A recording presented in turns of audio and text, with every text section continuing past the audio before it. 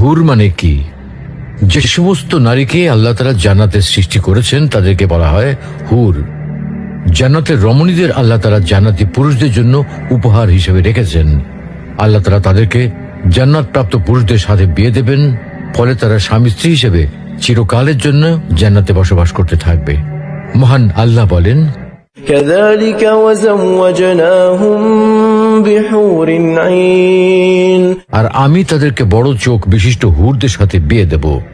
জান্নাতের হুর হবে চিরকুমারী ও সমবয়সের প্রেম সোহাগিনী। জান্নাতে একজন হুর যদি দুনিয়ায় একবার দৃষ্টি দিত, তাহলে আকাশ ও জমিনের মধ্যবর্তী স্থান সুবাসে ভরে যেত। পূর্ব পশ্চিম প্রান্তকে তথা সমগ্র পৃথিবীটাকে সুসজ্জিত করে দিত। প্রতিটি চোখ সব জিনিস থেকে দৃষ্টি ফিরিয়ে তার দিকে চেয়ে থাকত এবং সৃষ্টিকুল আল্লাহর প্রশংসা ও বড়ত্ব বর্ণনা করত। জান্নাতি পুরুষেরা যখনই তাদের দিকে তাকাবে, আনন্দে মন ভরে যাবে। যখন কথা বলবে, ছন্দময় মিষ্টি কথা দ্বারা হৃদয় ভরে দেবে। জান্নাতের রুম সমূহে যখন তারা ঘোরাফেরা করবে, তখন তাদের আলোতে রুমগুলো আলোময় হয়ে যাবে। জান্নাতের অধিবাসী নারী পুরুষগণ হবে একই বয়সের পরিপূর্ণ যুবক যুবতী। জান্নাতের